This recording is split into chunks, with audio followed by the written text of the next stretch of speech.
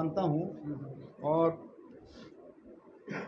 जो ये हमारी परावर वाली जो ज़मीन है, ये 15 एकड़ 3 कनाल, ये ज़मीन आप सबको पता है किस तरह से, इसका सारे प्रेस के भाई मेरे से भी ज़्यादा जानते हैं इसमें, और इसको किस तरह से मरोड़ा गया, किस तरह से मरोड़ा गया।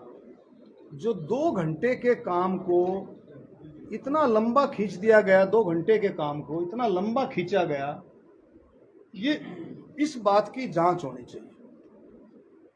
इस बात की जांच कौन करेगा? इस बात की जांच कोई सेंटर का कोई मंत्री नहीं कर सकता।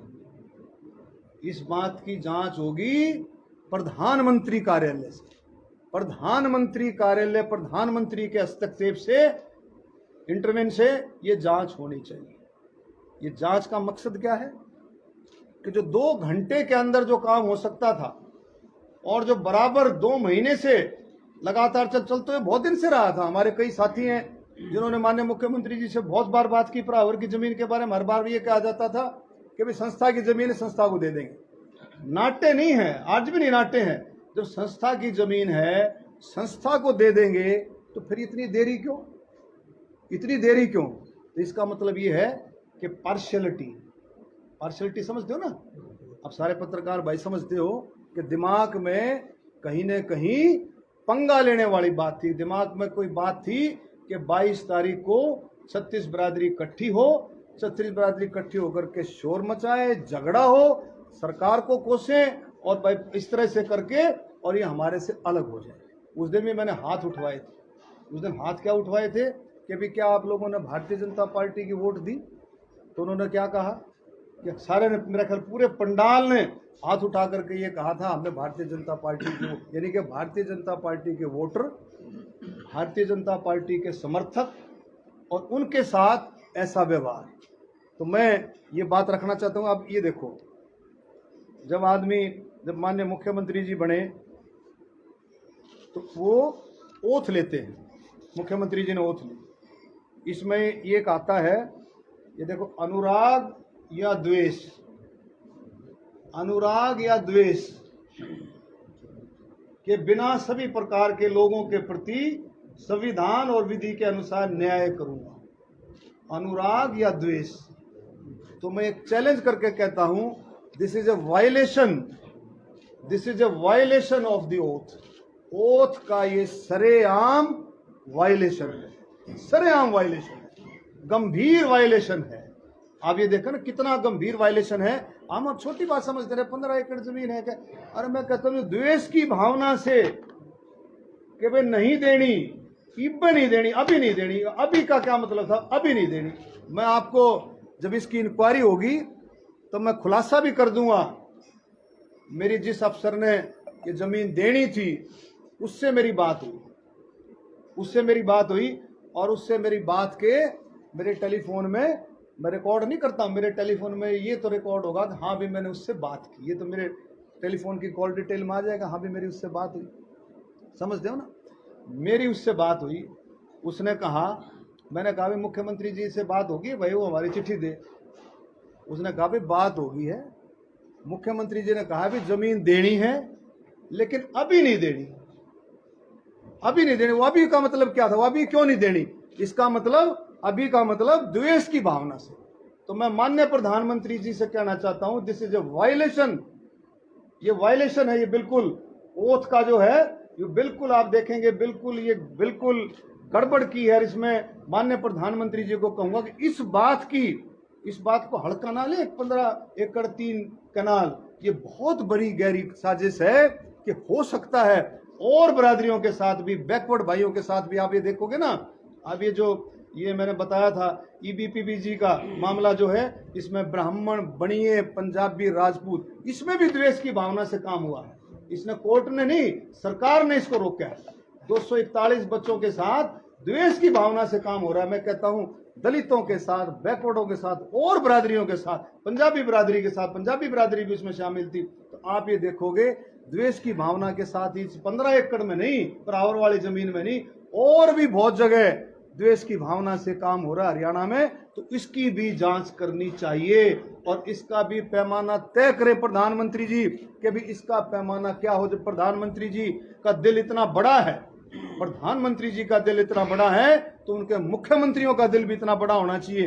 प्रधानमंत्री जी का दिल तो आपने देख लिया कितना बड़ा है, आपने कई कामों में प्रधानमंत्री जी का दिल देखा, किसान आंदोलन में कितना बड़ा दिल दिखाया प्रधानमंत्री जी ने, और हमारे ये सरकार, हमारे मुख्यमंत्री जी को भी इस काम में बड़ा दिल दिखाना पड़ेगा और बड़ा दिल दिखाएगा। इसका फैसला कौन करेगा? इसका फैसला और किसी के काबू की बात भी नहीं भैया, यह काबू की बात है सिर्फ माननीय प्रधानमंत्री जी के काबू की बात है कि क्या ऐसा हुआ। और मैं गारंटी से कहता हूं, कोई मैं नेम धर्म उठा करके कह सकता हूं, ये काम द्वेष की भावना से हुआ, ये काम ब्राह्मणों को छेड़ने के लिए हुआ 1000% कि भी इनका दम देखा जाए। और आप देखें, ब्राह्मण को, ब्राह्मण अकेला नहीं, ब्राह्मण 36 बरादरी है ब्राह्मण। उस दिन भी आपने देखा होगा 36 बरादरी, हजारों की संख्या में 36 बरादरी जो है आई हुई थी। और अगर भाई न्यू दम देखना है तो भाई दम आपको बार बार दिखाते रहेंगे। अब जुलाई में हम एक रैली रखेंगे, फिर देख लो, जुलाई में देख लो, अगस्त में रखेंगे, अक्टूबर में रखेंगे। जो दम देखना है तो भाई पूरे हरियाणा में दम दिखा सकते हैं। 36 बरादरी पूरे हरियाणा में दम दिखा सकती है। भाई आपने दम ही देखना है कि भाई इन लोगों में कितना दम है, 36 बरादरी में कितना दम है, हरियाणा के लोगों में कितना दम है। तो ये दम देखना है तो भाई आप देखते रहो, फिर हम दम दिखाते रहेंगे। लेकिन ये बिल्कुल घिनौना काम हुआ है और इसकी जांच होकर के इसमें एक्शन भी होना चाहिए। जब वायलेशन हो, ओथ की वायलेशन हो, तो आप भी समझ सकते हो उसमें क्या एक्शन हो सकता है। ओथ की वायलेशन में जब ओथ ली है, जो संविधान के हिसाब से ओथ ली है, और आपने ओथ का ही खुलेआम वायलेशन है, मैं गारंटी से कह सकता हूँ वो जो ऑफिसर है, जब बात आएगी तो मैं पेश होकर के कहूंगा कि भाई इस ऑफिसर ने मुझे ये कहा था कि भाई आप 2 घंटे के अंदर, उसने तो करिए कहा था, मैं कहता 2 घंटे के अंदर, उसने कहा था अगर मुख्यमंत्री मुझे कह दे तो मैं शाम तक चिट्ठी दे सकता हूँ। शर्मा जी, आपने कहा था जब सभा में कि बहकाव में काम करेंगे, दिमाग से काम नहीं कर रहे, तो ये बताना तो लग रहा है ये क्या हुआ। यही तो बात है ना।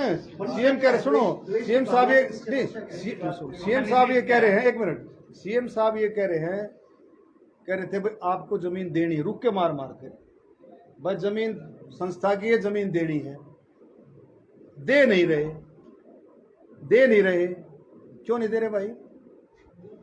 तो मंशा क्या है? मंशा तोड़ने की मंशा, तोड़ने की मंशा है, हरियाणा को तोड़ने की मंशा है, हरियाणा में जातिवाद की मंशा, हरियाणा को ऐसा सिस्टम बनाने की मंशा है कि भी हरियाणा को तोड़ा जाए। हरियाणा को जो है, अब देखो ना आप, मनोहर खट्टर की मंशा है, किसकी? ये देख लो अभी तो मैं इसमें क्या बोलूं। इसमें जब सरकार का है, जो मुखिया है, मुखिया अपने दिमाग से काम नहीं करेगा, मुखिया की जो मंशा ऐसी होगी, अरे भाई 2 घंटे के काम को आप उसको लगातार खींचे जा रहे हो। ये मैं जमीन की बात नहीं, अब मैं ये कह रहा हूं कि इसकी जांच होनी चाहिए। अच्छा, आपने तो इसकी जांच हो, इसकी पार्टी भी आपको सांसद नहीं देखना चाहती। हाँ, नहीं मैं ये नहीं कर रहा, मैं कहा मैं बन गया, लेकिन पार्टी को नहीं, पार्टी को तो पसंद करती है मुझे पार्टी, मैंने कभी नहीं कहा। मोदी जी पसंद करते हैं, अमित शाह जी, नड्डा जी, धनखड़ साहब, पार्टी मुझे पसंद करती है, पार्टी मुझे कभी गले लगाती है, इसमें कोई शक नहीं, कल न कुछ भी हो जाए, लेकिन आज की बात कर रहा हूं। लेकिन ये रोहतक, समझ गए, मनीष और मुख्यमंत्री, इनको नहीं पच रहा कि भाई ये जो है। अच्छा, मनीष तो कहते दिमाग में रहता है रोहतक से कोई भी ना जीता है, वो भी इसके दिमाग में नहीं रहता, वो मैं जीत जाऊँ भाई। वो दोनों एक दिन उससे पूछा, ये क्या नाम है, शमशेर खरकड़ा, उससे पूछ लो। शमशेर खरकड़ा जो पूछा ये अपने तावड़े जी ने, भाई शमशेर जी रोहतक में क्या रहेगा आगे असेंबली में? बोला जी दांस नहीं। बोला क्यों?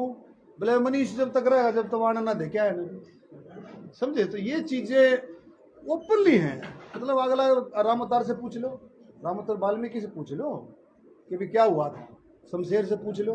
तो ये सारी चीजें इसने मतलब बिल्कुल, ये भाई किसी का भी सिस्टम नहीं है, ना ये बरादरी का, ना ये व्यापारियों का, ना छोटे ना बड़े, ना ये तो भाई सिर्फ और सिर्फ। दूसरी चीज और है, अब ने बोला इन्होंने कहा भाई सबूत, अभी प्रधानमंत्री जी ने भी कैसे सबूत, प्रधानमंत्री ने मैं लिखूंगा सबूत मिटाने में और सबूत खाने में ये सरकार एक्सपर्ट है। आज तक की हरियाणा की सबसे ऐसी सरकार है जो सबूत मिटाने में और सबूत खाने की एक्सपर्ट सरकार है। मतलब जो है ये तो ना सबूत ले आओ, सबूत तो 1 मिनट में करा कड़ा क्या कर देंगे, तो कहाँ सबूत की बात सुन लो। सबूत जो है एक एक रोहतक में, एक एक गली में, एक एक मोहल्ले वार्ड में आप रोहतक का ही सर्वे कर लो, एक एक से पूछ लो, आप थोड़े सबूत आ जाएंगे भाई क्या चल रहा है। एक एक जगह जा करके पूछ लो क्या चल रहा है।